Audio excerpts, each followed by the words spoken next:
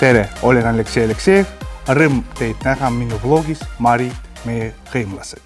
Iga vlogis ma kohtun Mari kultuurihuvilisega, monteerin intervjuu ja panen oma YouTube kanalisse. Seekord on vlogi pühendatud Eesti Mari Seltsi 35 aastapäevale.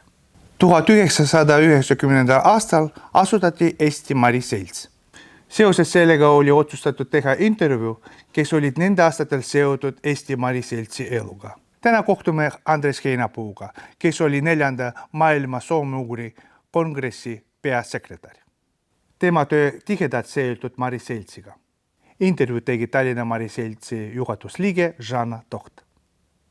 Poroketš Andres Heinapuu. Poroketš. Te nimetate ennast Urali rahvaste vabatahtliku sulasena. Mis see tähendab? Jah, kunagi oli niisugune asi. Kas ka praegu? Ei, aga miks ma siin olen siis? Et kuskil ma mingisuguses fenno-ugria süsteemis ei tööta. Ei ole ka mingisuguseid muid auameteid kuskil. Kes ma siis muu olen? Lugesin ka, et tsitaatina vist loen, et kirjutate, et tunnen hinge sugulust eelkõige Läänemere soomlastega, ent ka muudega. Mis seob teid Maridega? Maridega seob mind tegelikult hingesuguluse mõttes üsna vähe. Sest kui me Läänemere soomlased, need on üks rahvas, räägivad peaaegu ühte ja seda sama keelt. Ja kultuuris on ka väga palju ühist. Ja loomulikult kogu sellesse soome-ugri liikumisse tulin ma Eesti Saami ühenduse kaudu. Põhjarahvad on mulle ka väga palju huvi pakkunud, aga mis seob mind Maridega? Mind seob Maridega Mari Jüri, Jüri Anduganov, kellega me koos elasime ühes ühiselamus Tartus. Tema oli aristaspirant ja mina olin üliõpilane. Mõlemad uurisime liitsõnu. Ja muidugi see töö, mis Mari Jüri on teinud liitsõnade rehabiliteerimiseks mari keeles, üldse, et ikka te kirjutate sidekriipsuga neid, kuigi ta ei tahtnud. Aga see on tõesti väga suur ja ilus töö ja siis me suhtlesime üsna tihedalt, mõlemad oleme oma usku. Ja see on minu kõige esimene tihedam kontakt mingi kaugema soome-ugrilasega. Milline see kontakt oli?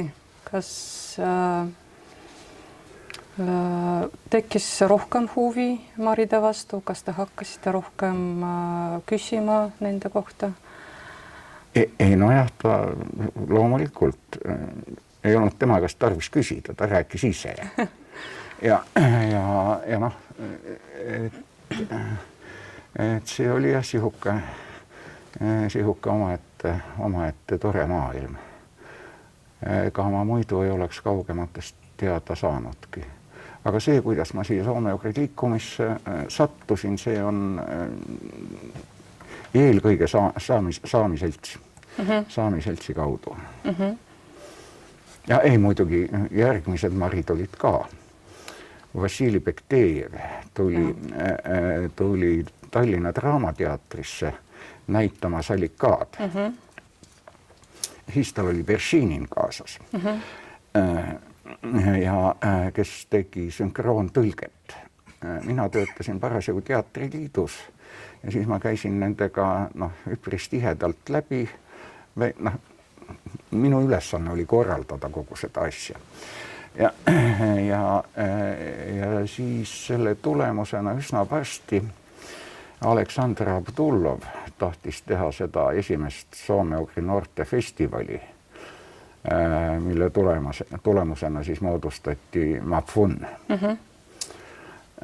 Ja noh, tema sai minu kohta teada siis Bektejevi käest ja siis tuli ja korraldas ja Eesti Saame ühendus oli siis MAFUN-i asutajaliikmete hulgas. Kas ma saan õigesti aru, siis need teatrifestivalid 90ndate alguses said alguse sellest või kuidas? Teatrifestivalid olid hoopis omaette lugu. Teatrifestivalid algasid Udmurtimaal. Aga Udmurdid ei suutnud ega julenud või mingisugusel aastal ei julenud neid korraldada. Ja noh, siin on jälle väga hea Mari sõber, kellega ma olen ikka kõige tihedamalt suhelnud, sest ta elas ikka tüki aega Eestis, kes on Eerik Jõllikain, kes oli vabatahtlikuks abiliseks Soome-Ugri infokeskuses, andis väga häid ideid 2004. aasta Soome-Ugri rahvaste maailmakongressi korraldamiseks. Mõtles välja Soome-Ugri ühispalvuse enne seda kongressi, mida on õnnestunud jätkata nüüd Lahti kongressiga seoses ja viimase Tartu kongressiga seoses juba ilma temata. Ja loodame, et me kultuuripealinnas sel aastal teeme ka vähemalt Läänemere Soome ühispalvuse. Nii et jah, et mõtlema hakata. Noh, siis tõepoolest see, mis mind marilastega kõige rohkem seob, on ikka oma usk. Ja noh, mis meil siin Tammealusel on toimunud Eesti Mari ühispalvused. See oli jälle Eeriku algatatud asi. Noh, ja nii edasi. Muus asjas ja noh, teine lugu on jah see teater, et mõnes mõttes on Mari teater olnud Venemaa Soome-Ugri teatritest, noh, kuidas ma ütlen, kõige stabiilsem ja kõige tugevam. Ei ole. Mõnel muul rahval on palju paremaid asju, aga need on üksikud. Aga Mari teater on olnud kogu aeg stabiilne, võib-olla just nimelt sellepärast ka, et seal neil vanadel aegadel olid kaks suurt. Üks oli Bektejev ja teine Irkabajev. Ja siis oli mingisugune konkurents. Ja teine asi oli muidugi see, et Mari teatri ringreisid olid tegelikult üsna olulised. Mari teatrit oli rahvale vaja. No, kõigis muudes nõnda öelda rahvusteatrites seda taju ja tunnetust ei olnud, et meid on tarvis ja rahvas ei olnud ka seda. Ja seda nii tihedat kontakti ei ole mitte kuskil mujal. Väga huvitav. Kas te olete käinud Marimaal Mari teatris vaatamas etendusi? Küll. Aga kõige parem on nägemata. Mis on kõige parem? Mul oli see piisa keelt, siis ma ei saanud vaatama minna. See oli Luimodeš. Ei, Irka Pae on paremaid asju teinud. Mari teater on käinud ka siin Eestis. Kuidas sinna publik on võtnud vastu Mari teatrit? No, viimane kord oligi see, mis aasta see oli, 88. Kui Draamateatris Salikaad mängiti, ega nojah, mis ma ütlen, seal käisid entusiastid vaatamas, saal oli pooltühi. Ja nii edasi, siis Irka Paev on toonud siia vähendatud koosseisuga etenduse, ma ei, kuidas see mari keele, eesti keeles on, ma ei kummarda, see oli üks sellest ajaloolisest triloogiast, mille ja noh, siis sellel oli küll üsna hea menu, kuigi tegelikult sellest tükist, kuivõrd ta ei saanud kogu truppi tuua. Ja siin mingisugustes rollides mängisid ka kohalikud marid massistseenis, et lava täis saada. Aga selle vastu oli nagu huvi natuke suurem. No aga see oli jälle mingisugused soome-ugri entusiastid, kes sinna väikesesse saali ära mahtusid, saal oli täis, see ei olnud suur draamateater seal. Mari teater COVID-i ajal on teinud ka ülekandeid etendust. Jah, olen näinud. Olete näinud, olete pileteid ostnud? Eerik Jusekain on minu hea sõber, nii et ma ei pea. Väga tore. Ja noh, Mari teater on siiamaani jätkanud neid ülekandeid, nii et aeg-ajalt on üsna hea vaadata. Milliseks praegu Mari teater on muutunud? No just nimelt stabiilne. Vot ma seda Hamletit ei ole nüüd näinud. Äkki see on midagi. Selle kohta ei oska öelda, aga no jah, just nimelt siukene. Ongi stabiilne. Kas see on hea või halb? Loomulikult see on väga hea, kui Eerik jaksab seal neid ringireise kah veel jätkata, aga no raha põle ja muud raskused, aga ta vähemalt püüab, siis ta on tähtis. Igal 100 juhul on tähtis.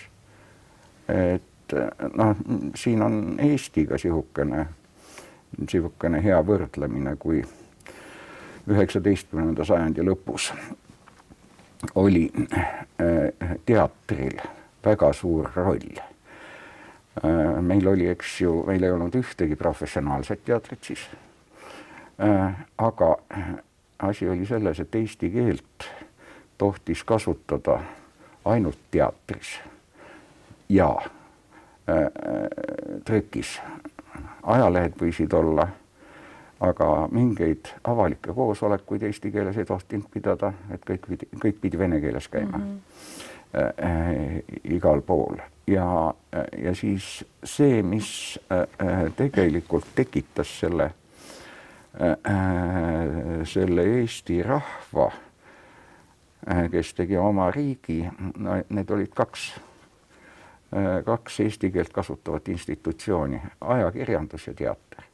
Teater oli harrastusteater. Näidendeid kirjutati palju, näidendid olid reeglina halvad või väga halvad, aga seal oli väga suur roll. Meenutagem 80. lõppu ja 90. algust. Olete mitme soome-ugri rahvaste organisatsioonid üks asutajatest ja fenno-ugri taasasutaja. Kuidas toimus jällegi koostöö maridega ja mis teie panus Eesti Mari Seltsi asutamisel? See on äärmiselt huvitav. Põhimõtteliselt kogu liigutamine algas tegelikult siinsamas selles majas, kui Keele- ja Kirjanduse Instituudi partei algorganisatsioon saatis Moskvasse kirja vepslaste kaitseks. No vepslased pidasid seal oma mingisugust konverentsi, mis oli alguses mõeldud niimoodi teaduslikuks, aga kasvas natuke suuremaks, võeti resolutsioon vastu ja siis tuli siit niisugune toetus. Ja mina sisenesin kogu süsteemi, nagu ma ütlesin, juba Eesti Saamiühenduse kaudu. Me tegime siis pärast seda, koos kohe pärast asutamist 89 korraldasime koos Eesti Geograafia Seltsiga konverentsi põhjarahvaste kultuurist, majandusest ja tulevikust. Proosese Halikoviga mingisuguseid suhteid meil ei olnud veel ja esimest korda ma kohtusin Jaak Proosesega 90. aastal Joškar Olas. Kui mina olin siis Abdullovi kaudu sinna organiseeritud seda Mafoni asutamiskongressile ja Prooses jäi sinna hiljaks. Ja see oli äärmiselt huvitav. Kõik marid küsisid minu käest, et aga kus Prooses on. 3 päeva järjest küsivad, et kus Prooses on. Ja siis mul tekkis niisugune tunne, et tegelikult Proosest ei ole olemas. Marid on Proosese välja mõelnud. Et maridel on tarvis suurt kangelast. Et see Prooses nagu Mari Godot, keda kogu aeg oodatakse ja keda kunagi ei tule. Aga siis lõpuks viimaseks päevaks ta jõudis kohale, aga muidugi pärast seda algas seal folkloorifestival. Ja temal ja Halikovil olid siis tehtud need futbolkad marikeelsete kirjadega. Ja nad ei saanud neid enne kätte. Ja siis nad lõpuks ikka jõudsid sinna ja folkloorifestivalil läksid need väga hästi neil kaubaks, mis nad müüsid 10 rubla tükk. Siis oli rubla veel natuke kallim kui aasta pärast. Seal me siis saime temaga tuttavaks ja siis mõne aja pärast Eesti Saami ühendus ja Eesti Mari Selts kirjutasid üleskutse Fenno-Ugria taastamiseks. Sealt hakkas kogu see töö pihta ja edasi ta on kuidagi loomulikult keerelnud. Vahepeal oli meil niisugune organisatsioon kah nagu Eesti Uureli Selts. Ja küsimus oli selles, et eks ju Fenno-Ugria on olnud seltside või organisatsioonide katus. Ja mõte oli selles, et Saami selts on olemas, Mari selts on olemas. Aga selleks ajaks, sel ajal ei olnud ka ühtegi Udmurdi seltsi veel siin. Ja et mida teha nendel, kes siis tahavad mingisugust ühendust pidada muudega. Ja Anurit Hausenberg oli väga tähtis tegelane, kes on komiuurija. Ja siis me proovisime paralleelselt seda kah veel teha, aga jõudu ei jaksanud, et kogu aur läks ikka selle Fenno-Ugria peale ja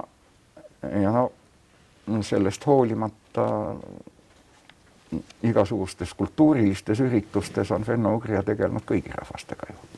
Ükskõik, kas meil on siin vastav selts või mitte. Ja. Aga kui te mainisite juba Marimaal käiku Marimaala, kas see oli esimest kord, kui te käisite Marimaal? Ja 90 oli esimene.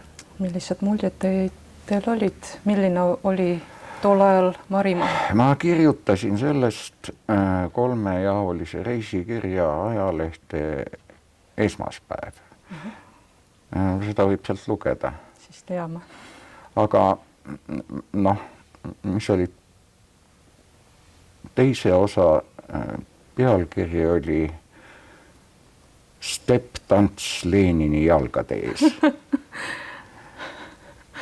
Jagasin oma muljeid Mari pargist.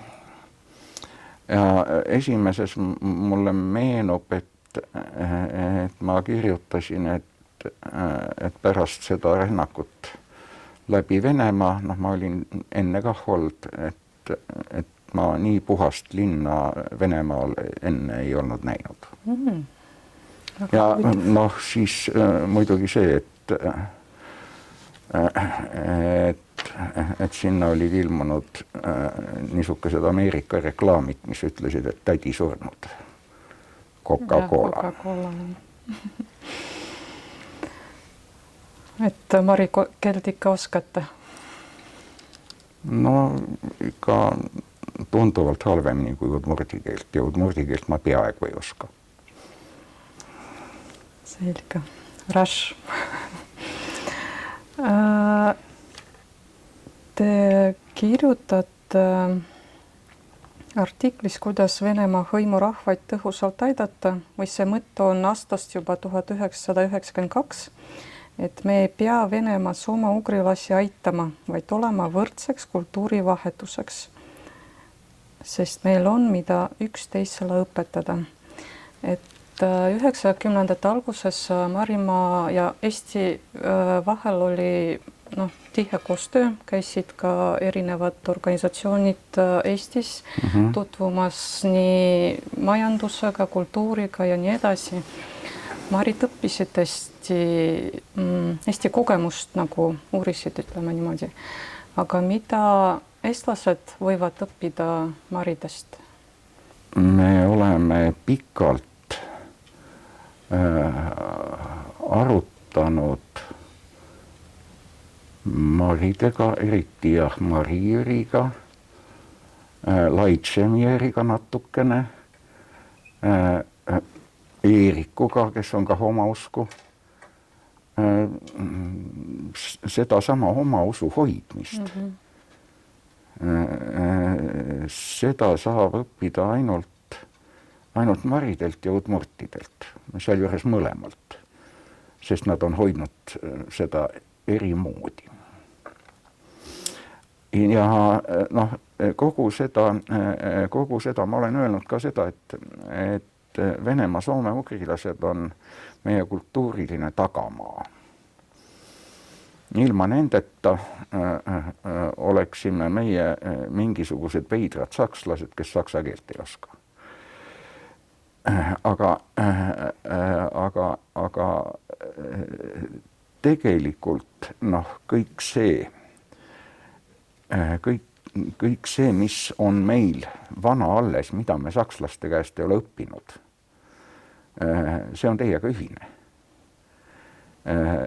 Aga meie oleme selle sama suure saksa hariduse pärast sellest üsna palju ära unustanud. Ja niimoodi aitavad nii marid kui udmurtid kui saamid meil seda tükki taastada. Ja näiteks, kes on kaks kõige maailma kuulsamat Eesti heliloojat. Üks on Arvo Pärt, venekeelne saksa helilooja. Ja teine on Veljo Tormis. Ja just nimelt see sama lugu, igasugune Eesti kultuuriliikumine, mis oli meil juba okupatsiooni ajal, juba siis aitasite teie meil vastu panna. Mis siis tekkisid? Siis tekkis näiteks lauluansambel Lauluselts Hellero, kes käis Ersade käest, neil oli Viktor Danilov, Ersade käest rahvaluulet Danilov ise õpetas. Vadjas käisid, päästsid üsna palju vadja laule ära ja elusalt selle poolest, et nad õppisid selle selgeks, mitte ei kirjutanud üles ega lindistanud. Ja nüüd väike Hellero on käinud vadjalastele neid laule tagasi õpetamas. Ja see on nüüd just nimelt see sama lugu, et mis roll meil oli, mis kasu meil sellest oli. Kui seda Hellerot ei oleks olnud, siis ma oleks hoopis teine inimene. Siis ma ei oleks aru saanud seda, mis meil on päris oma. Ja igasugused pisiasjad.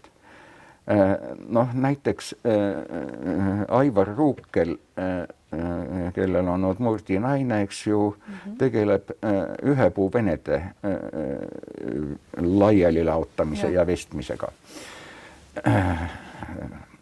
Ta on saanud vepslaste käest osa sellest tehnoloogilisest teadmisest, kuigi põhi on kohalik ja Eesti. Aga need on need asjad, need päris ja pärimuslikud asjad, mida meil on see väga intensiivne ja väga aktiivne luterlik saksa kultuur, kui mitte päris ära hävitanud, vaid unustama sundinud. Neid asju me saame sealt tagasi. Noh, kui mitte muud, siis vähemalt seda sama vaimsust. Näiteks minu poeg Ott oli Süremi pühal Marimaal, kui ta oli 14 aastat vana. Ja siis seisis seal kaardi kõrval ja vaatas silm punnis lammaste ja hanede ohverdamist. Pärast seda ta korraldas sinna ka Tallinna kooliõpilaste G7 suure matka just nimelt jälle Marimaale. Nii, ja mis ta sellest sai? Ei, ta ei ole hakanud siin Eestis üldse mitte mingisuguseid loomi ohverdama. Vaid ta sai sellest selle teadmise ja selle põhja, et niimoodi on kah võimalik olla. Ja et sa ei pea kartma seda, mis sa tegelikult oled. Vot. Väga sügav mõte, jah. Aga kas siis põlisrahvad, soome-ugri rahvad selles mõttes lähtuvalt siis küsimus, kas nad kardavad olla see, kes nad on? Tegelikult jah, praegu Venemaal võib-olla kardavad olla, aga küsimus on selles, et küsimus ei ole kartmises, küsimus on oskamises. Oskamises olla ise ja loomulikult nii, nagu sinu rahvakultuur sul all on. Et siin on igasuguseid huvitavaid näiteid. Et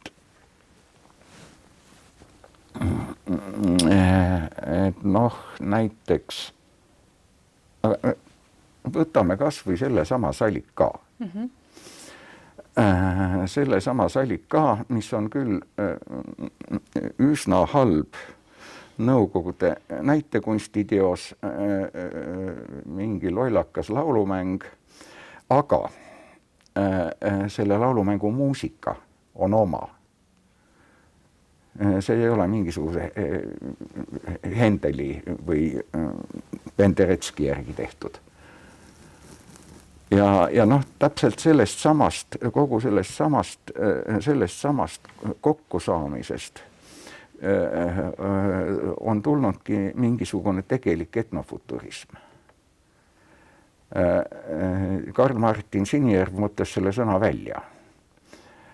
Kauksi Ülle võrokesena, kes on rohkem põlisrahva esindaja, nende keel ei ole ära rikutud. Nemad ei oska omas keeles öelda sotsialistliku töö kangelane. Ja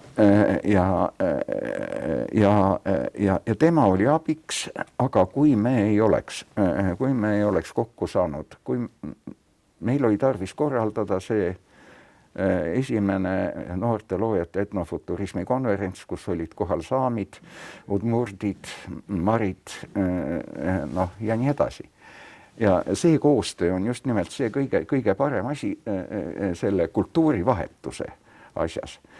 Et meie, kes me oleme selle moderniseerumise läbi teinud, meie õpetame nihukesi nippe. Ja teie, kellel see oma põhi on alles, teie aitate meil olla kah oma põhja peal. Ja ühtlasi nende nippide abil, mida meie õpetame, tänapäeva maailmas seda oma põhja alles hoida. Mitte minna kuskile mingisugusesse, ma ei tea, vene stiilis moderniseerumisse, mis on ameeriklaste pealt maha viksitud ja mis sihukesel juhtumil oleks mingisugune juba 3. või 4. koopia. Ühesõnaga säilitada oma originaalsust ja just nimelt praeguses ühiskonnas. See on see.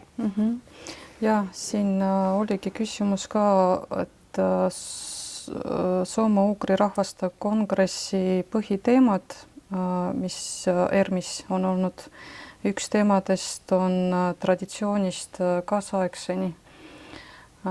Kuidas seda teemat, mis metodite abil seda... No, ma ei tea, mis seal kõneldi, ma ei ole järele kuulanud. Selge. Mul oli hoopis, mul oli muud asja teha, ma korraldasin seda redaktsioonitoimkonna tööd, mis võttis kogu aja ära. Nii et ma reeglina ei tea, mis seal üldse tehti. Aga üldteema ja miks ta sinna oli pandud, see on just nimelt seesama asi, et arutada seda, kuidas saada moodsa maailma inimeseks, jääda saada või jääda ja saada ikkagi oma kultuuri kandjaks ja nii, et see kultuur ära ei kaoks. Kõrvaltvaatajana, kuidas see toimib praegu? Kas on mingisugune tendents olemas, kus? On küll üsna edukad tegelased. Maridel vähem, murtidel natuke rohkem. Aga põhimõtteliselt näiteks Põhjamaade saamidel neil seda sõna pole tarvis, kogu nende kultuur ongi niisugune. Ja sellepärast oligi esimesele konverentsile neid hädasti tarvis. Ja siin aitab see minu saamiseltsi taust kaasa, et niisugune sinippe, aga see on tegelikult iseenesest mõistetav selge. Ja aga ei, Marimaal mitu etnofuturistlikku kunstnikku on. Marimaal on kaitstud vist minu meelest 2 doktori väitekirja, Udmurdimaal rohkem sellest etnofuturismist ja see on muutunud seal käibesõnaks. Eestis enam keegi ei mäleta seda, mis asi see on. Ja hiljuti oli siin samas ka loeng Piret Pupardi, teise kunstilektoriga, kes rääkis, et seda teemat tahetakse juba lähiajal uuesti võtta käsile kunstnikega, korraldada näitust. Siin on muidugi jälle see küsimus ka, et kas meil on seda sõna tarvis, kui saamidel ei ole. Aga Venemaa soome-ugrilastel oli seda täiesti kindlasti tarvis. Tuleb mingisugune tähtis ülemus rajoonist, vaatab või Askaralast või Moskvast. Küsib, et mis te imelikku siin teete, et nii ei saa, nii ei tohi. See ei ole üldse kultuur ega kunst. Aga siis on hea öelda. See on etnofuturism. Eriti kui ta on veel mingite teadustöödega kindlustatud ja nii edasi. Põhimõtteliselt, mis me siin räägime, selles samas Veljo Tormise loomingus on need etnofuturismi printsiibid olnud juba aastakümneid. Või võtame Ülo Soosteri. Täitsa kaugele ära näha, et Hiiumaa kunstnik. Mis sest, et kadakad on kolmnurksed?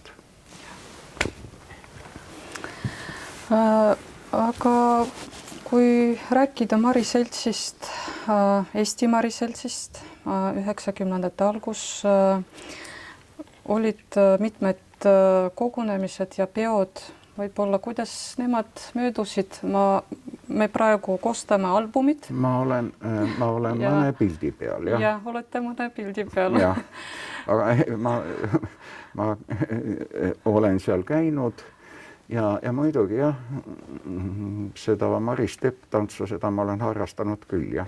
Tuleb välja. Ma jah, mingit muud tantsu ei oska.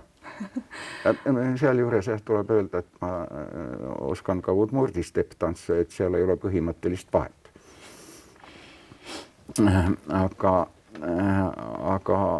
Aga mingisuguseid eredaid ei, noh, loomulikult see oli hea, ilus, lõbus seltskond. Ei ole midagi paha öelda, et noh, et meil Eesti Saami ühendusel käisid asjad natukene teistmoodi, et meie kutsusime siia, eks ju, saame ja siis me pidasime koosolekuid ja hääletasime, ükskord oli väga naljakas. Et vahepeal ajasime lõbusat juttu ja nii edasi, aga siis tuli meelde, et päevakorrapunkt on tarvis hääletada. Ja siis me vahepeal hääletasime. Ja meil oli parasjagu üks Venemaa saami aktivist Murmanskist oli külas ja tema oli väga imestunud. Midagi nihukest Mari seltsis ma ei pannud tähele. Nüüd sel aastal saab 35 aastat Eesti Mari seltsi asutamisest. Olete jälginud seltsi tegevust kõrvaltvaatajana, milline ta on olnud ja milliseks muutunud? No, teda ei ole ju olemas enam. No, ta läks kaheks lahku. Ja, aga... Ja noh, küllap see oli vajalik. Et milles on vahe nende alguse aegadega? Alguse aegadega oli niisugune lugu, et kõigepealt Eesti Mari selts oli Jaak Prooses ja Valeri Aalikov. Ja siis, kui neilt teisi Marisid oli tarvis, siis nad pidid Shakirovi endale külla kutsuma, eks ju. Aga siis Jaak lahendas selle probleemi nii osavasti ära, et suutis korraldada igasuguste Mari üliõpilaste massilise siia tuleku, millega mina eriti nõus ei olnud, et kas nii palju on tarvis. Aga no, nüüd on tulemus käes. Ma usun, et umbes pooled nendest, kes on siia Eestisse jäänud, need on kuskile Eestisse ka ära kadunud, aga pooled on ikkagi alles. Pooled on ikkagi alles ja on olemas niisuke, noh, nii Tallinnas kui Tartus, niisugused inimesed, kellel on seda seltsi tegelikult vaja. Nii et noh, et Prooses ja Aalikov valisid õige strateegia. Et kui ei ole sul oma rahvast, siis tuleb see oma rahvas luua või tuua. Miks te olite vastu? Või ei olnud nõus sellega? Ei, see esimene laine, et miks need inimesed on, miks need pooled on ära kadunud. Noh, mõte oli suurepärane, mõte oli hea, et toome siia neid, kõigepealt muidugi sellepärast, et ainult Marid tulid ja Udmurt ei tulnud. Aga noh, ise süüdi ma oleks võinud samamoodi siputada. Aga nende teine asi, mis oli põhimõtteline, 10 klassi lõpetanud maakoolis, 10 klassi lõpetanud alaealine tuuakse hoopis teise ümbrusse ilma mingisuguse ettevalmistuseta. Esiteks maalt linna, teiseks Venemaalt Eestisse, ja kolmandaks niisugesse ülikoolisüsteemi, mida Venemaal ei ole siiamaani olemas. See on šokk, nii ei tohi inimestega teha. Ja sellel šokil olid tagasilöögid, oli inimesi, kes läksid tagasi, kes ei pidanud vastu, ja nii edasi. Asi oli natuke läbimõtlemata. Siis pärast me tegime selle Ariste keskuse sinna ülikooli, mis oli mõeldud just nimelt kohanemiseks ja nii edasi, aga sel ajal juba nii massiliselt Marisid enam ei tulnud. Nii et sellega ei hiljaks. Ariste keskus oleks tulnud enne teha ja siis hakata Marisid importima.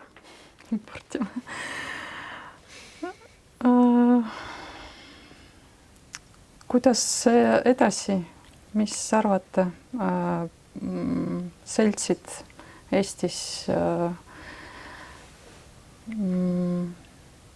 ja üldse soome-ugri rahvastel, mis tulevikku näete? Ei oska öelda mina, mis tulevikku. Liivi rahva tulevik on kaunis ja õitsev. Ma arvan, et liivlasi on 10 aasta pärast 100 korda rohkem kui praegu. Aga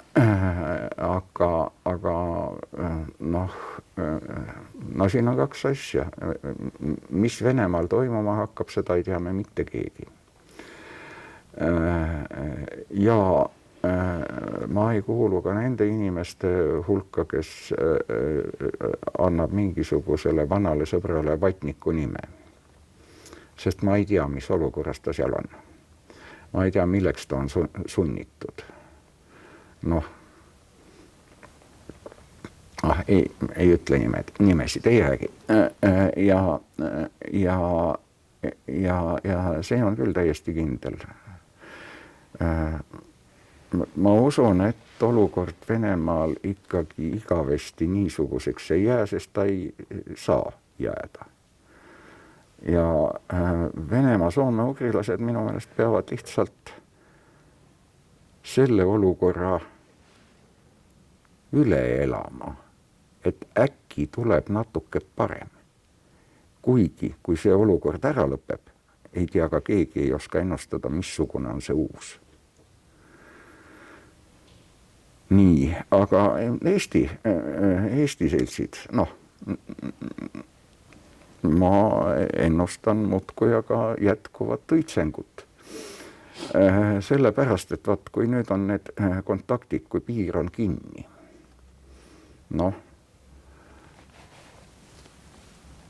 ise peavad tantsima, laulma ja oma kultuuri edasi kandma. Te ei saa iga nädal Shakirovit kutsuda.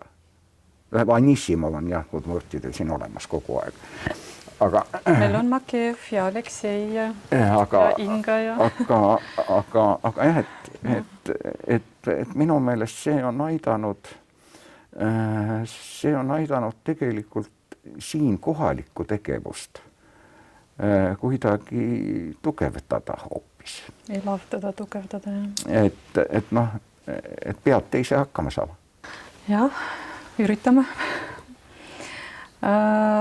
Kas vastab tõele, et olete ka Fenno-Ugri asutuse raamatukogu, tegelete raamatukogu korrastamisega? Jah, füüsilise tööga. Ja. Liigutan ja kannan raamatuid. Ja. Abikaasa kataloogiga. On teada, et Fenno-Ugrias on Mari raamatuid on hästi palju. Ja sellega seoses on muidugi väike probleem. Täiesti konkreetne küsimus. Seal on, eks ju, Eesti Mariseltsi raamatukogu. Ja see küsimus on nüüd selles, et kunagi oli pühapäevakool ja seal on palju õpikuid ja seal on palju dublette. Aga kui raamatukogu korrastatakse ja kataloogitakse, kõigele lisaks, ega neil riiuleid kah nii palju ei ole, siis tuleb dubleti eest lahti saada.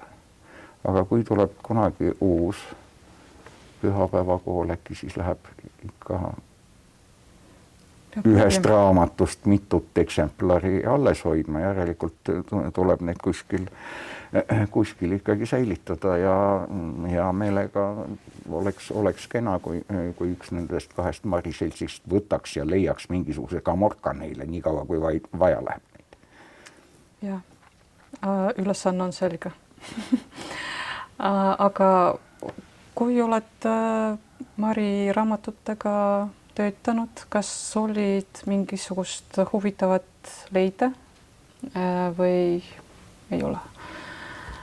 Ei, Mari raamatute hulgas on üsna palju huvitavat, aga just nimelt mis suhtes huvitavat. Et õige mitu Mari raamatut on, mida ei ole mitte kuskil Eesti avalikes raamatukogudes esiteks. Teiseks ma ju ei loe Mari ilukirjandust, ma ei tea, kui hea ta on. Ja nii palju, kui eesti keeles on ilmunud, nii palju ma olen vaadanud teda.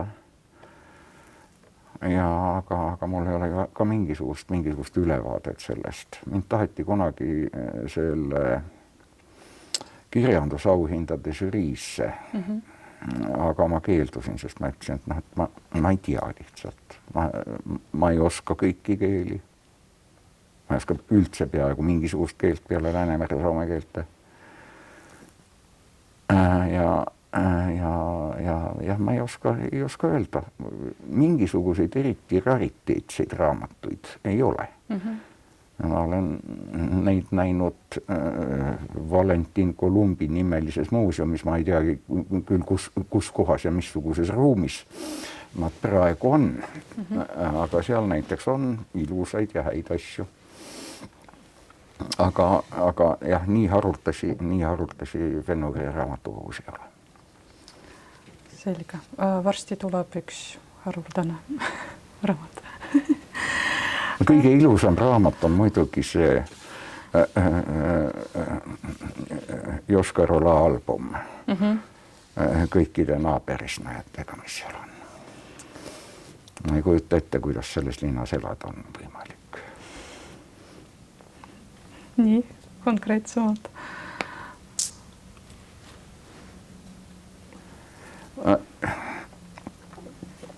Mina mäletan Joskar Olaad sellest ajast, kui seal ei olnud mitte ühtegi Veneetsia ega Brügge kaldapealset. Kui seal ei ole Monaco vürsti ega Eestist pärit patriarhi monumenti ja kui sinna ei olnud ehitatud veel seda, kust kohast see oli välja, kus eesel jookseb ringi. Ja nii edasi, see on ju kole. Selge. Halvasti ehitatud koopiad. Olete käinud uues linnas, ütleme niimoodi? Ja. Viimane kord käisin siis, kui kõik oli juba valmis ja selle ehitajat veel vangi ei olnud pandud. Ja te tundsite ennast? Väga halvasti. Igatsesin hotelli Joskar Ola. See oli ilus maja. Ja. Aga ütleme niimoodi, Eesti Mari seltsi asutamisest on nüüd 35 aastat. Ja. Võib-olla mõned soovitused, mingid mõtted praegusele Tallinna Mari seltsile? No aga mis ma oskan soovitada? Tehke seda, mis teile meeldib. Et kõige olulisem asi on see, et mitte midagi ei tohi teha sellepärast, et nad peab või et sa tunned mingisugust kohustust või niisugused tegemised on kõik, ma tean ise enda kogemustest. Ma olen proovinud. Neist ei tule mitte midagi välja. Ikka see, mille järgi on vajadus. Ja kui ühel päeval ei olegi mitte kellelgi mingisuguse seltsi järele vajadust, siis ei jäägi mitte midagi muud üle, kui selts ära likvideerida. Nii kaua, kui tarvis on, nii kaua olge ja tehke just nimelt seda. Loomulikult Pešni Pljaški eelkõige. Aga suur tänu intervjuu eest, oli väga huvitav ja kohtumiseni uuesti. Noh, mõnel muul päeval. Ja, homme ma arvan äkki juba. See oli intervjuu Mari keele uurija Andres Heinapuuga. Lugupeetud vlogi vaatajad, ühenege minu YouTube kanaliga ja olge kursis marilaste elus Eestis. Külastage minu YouTube kanali ja jälgige kohtumisi uue külalistega. Alati teiega koos Mari mees Aleksei Aleksejev kohtumiseni.